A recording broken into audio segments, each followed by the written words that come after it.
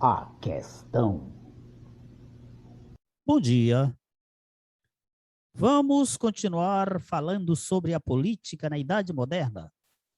Hoje nós trataremos da filosofia de Rousseau.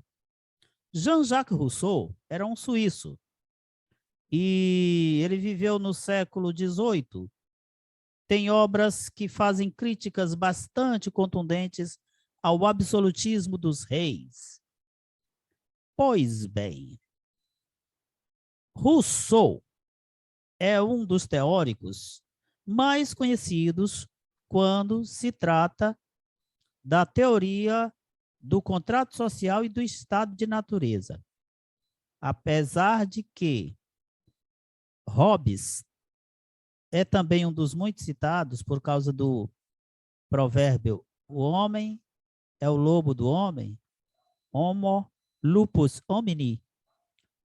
A teoria do Rousseau, ela, eu diria, é a mais conhecida porque ela tem essa originalidade de identificar no estado de natureza o bom selvagem.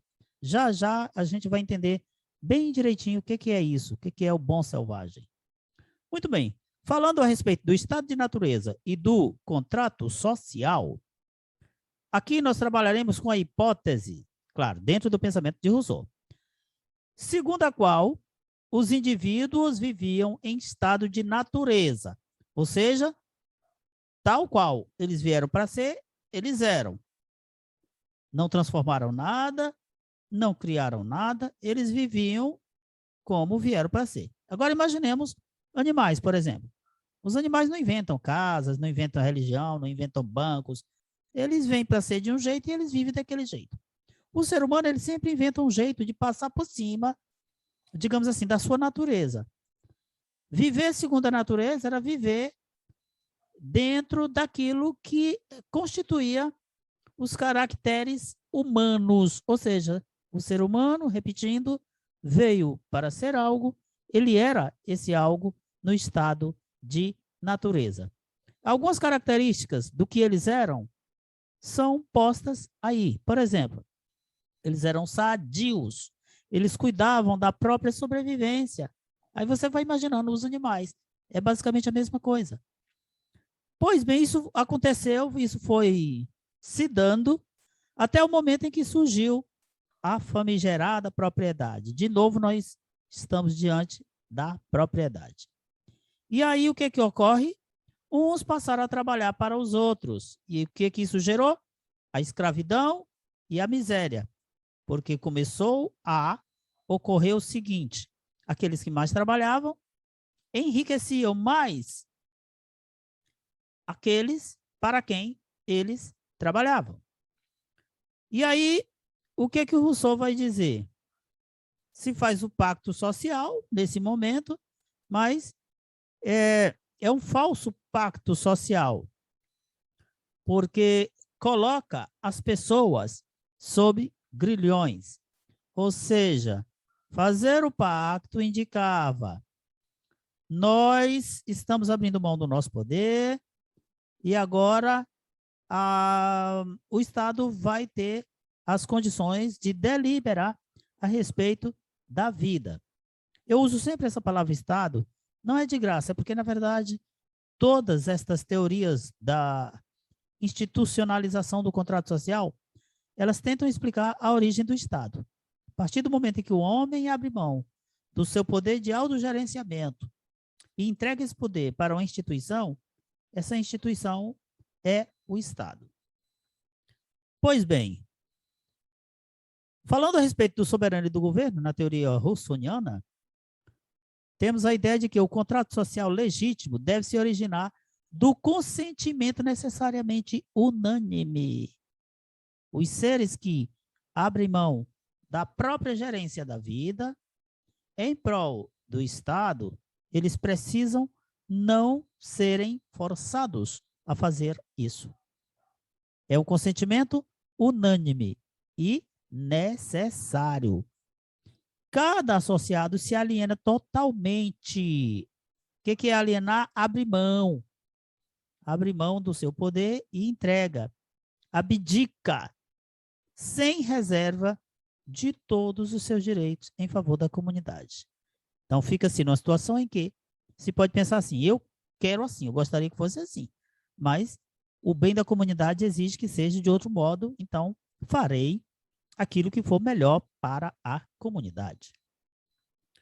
Pois bem, abrindo mão dessa sua liberdade, ele mesmo passa a ser uma parte integrante e ativa do todo social.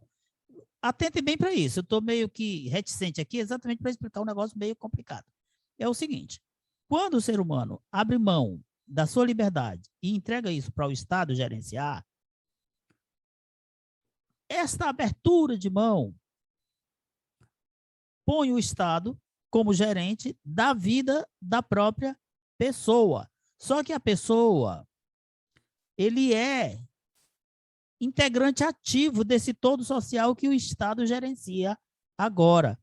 E ele é ativo, agora veja que tipo de atividade. Ele é ativo quando ele obedece leis e quando ele obedece a si mesmos. E aí, portanto, ele é livre. Eu quis parar aqui exatamente porque essa parte indica o seguinte, uma coisa bastante curiosa. Quando uma pessoa abre mão dos seus direitos, entrega esses direitos ao Estado, o Estado define as leis, e essa pessoa passa a seguir as leis, ela pode discordar dessas leis. Mas quando ela discorda, mesmo assim, ela tem que obedecer. Essa obediência, em discordância, eu continuarei chamando de obediência livre. Ele é livre, continua livre. Aí você pergunta, como livre? Se ele não concorda e mesmo assim tem que obedecer. É porque a lei que ele está obedecendo é uma lei que parte dele também, já que ele entregou esse poder ao Estado. De certo modo, o Estado é ele. Cada lei que o Estado faz, é ele que está fazendo. Então, ele está obedecendo a própria lei. Sob certo aspecto, a teoria do Rousseau ela é inovadora, porque ela distingue os conceitos de soberano e de governo. E ela atribui ao povo a soberania inalienável. Os governantes de hoje vivem falando isso. A soberania é do povo. Todo poder emana do povo. Às vezes a gente faz algumas confusões com alguns conceitos e nem se toca. Por exemplo, o conceito de soberano. A gente entende que é a mesma coisa que governo. Então, para nós, o soberano é o que tem o poder e também para nós o governo é o que tem o poder. E às vezes essa palavra é utilizada com algumas nuances, alguns aspectos diferenciativos. Então, repetindo, para distinguir bem tranquilamente, há uma diferenciação entre soberano e governo. Quem é o soberano? Não é o governo. Cuidado aí. Soberano é o povo. O soberano é o corpo coletivo. Esse corpo coletivo expressa por meio da lei a vontade geral. É aquela história que eu expliquei um pouquinho ali atrás. A vontade geral é expressa pela lei. Então, essa vontade geral, segundo a concepção russoniana de democracia, ela expressa na lei vontade de cada indivíduo. A lei é, portanto, expressão da vontade dos indivíduos. Olha só um pensamento bacana dele. Toda lei não ratificada pelo povo em pessoa é nula. Não se pode fazer leis em nome do povo e não ratificá-la. Agora, cuidado com essa ratificação, porque a ratificação implicaria em o povo ir lá e confirmar. Tá bom, eu aceito. Aí, se nós pensarmos em como as leis são feitas aqui no nosso país, a ratificação, ela meio, digamos, se ela se der, ela se dá antes da lei ser feita. Porque o que nem é ratificação, estou meio que brincando com a coisa. Porque ratificar implicaria em o povo escolhe o seu representante, o representante cria a lei ou as leis e o povo ratifica. Dá uma, grosseiramente falando, uma sacada, olhou e diz, ok, é desse jeito. Pode deixar que vale. Quando nós aqui escolhemos um representante, se a gente quiser dizer que as leis são ratificadas, a gente pode dizer que ratificou porque escolheu fulano e o fulano fez a lei. Mas, na verdade, a lei não volta para o povo averiguar. O ato pelo qual o governo é instituído pelo povo não submete este àquele. O povo institui o governo, mas o povo não fica completamente submetido a governo. Muito pelo contrário. Não há um superior. Por quê?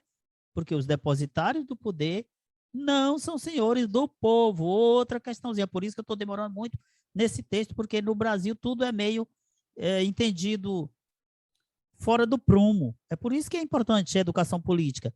Aqui não, nós entendemos que um governante ele é superior às pessoas. Não é.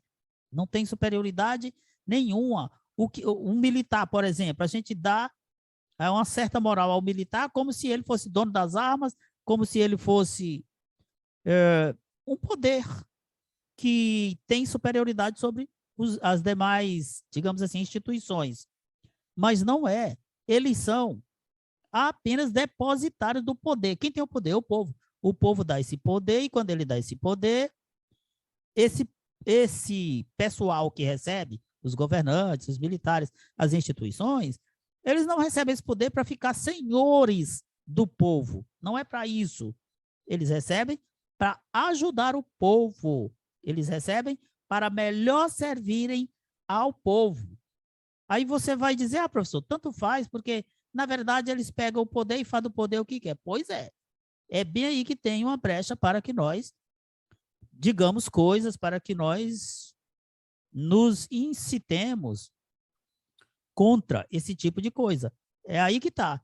O que eu vejo muitas vezes é que nós nos revoltamos contra muitas coisas que são do feitio normal, natural, ou seja, não caberia revolta, e não nos revoltamos com muitas coisas que não são do feitio normal, natural. E contra essas coisas caberia revolta. E a gente não se revolta contra essas. Então, o governo não é superior ao povo. Ele é um depositário. O povo está depositando. É como um banco. A gente entende o banco como rico e a gente pobre. Não, o banco, ele é depositário. Você botou a moeda é sua, não é dele. Mas o banco é rico. O banco não é para ser rico. Quando o banco é rico é porque a coisa desviou-se do seu prumo. Na verdade, o que mais existe na nossa sociedade são desvios do prumo. Vamos para o conceito de vontade geral. Rousseau preconiza a soberania popular. Quem é que é soberano? O povo. A participação de todos os cidadãos nas deliberações legislativas que dizem respeito à sua sociedade. Claro que fica complicado para você pensar isso ser realizado na sociedade. Como é que todos os cidadãos irão deliberar em relação àquelas coisas que lhes dizem respeito? É bem complicado, por isso que a democracia, na maior parte, isso para não dizer em todos, dos países, é uma democracia representativa, não dá para todos os cidadãos deliberarem. Então, alguém simplesmente é escolhido em nome desse povo e vai fazer a vontade do povo. O grande problema é só esse, é que esses escolhidos normalmente não fazem a vontade do povo que o escolheu quando está eleito.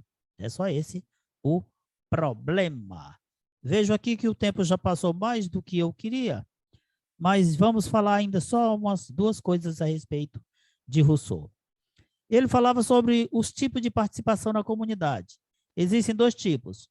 Alguém pode participar como soberano, e aí, quem é soberano? O povo. E alguém pode participar como súdito. Isso aí também é soberano, mas tem a soberania passiva.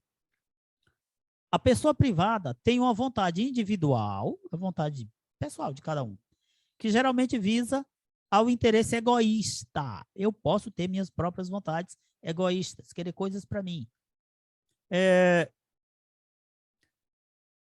A pessoa pública, e aqui é a diferenciação entre pessoa privada e pessoa pública. A pessoa pública é o indivíduo particular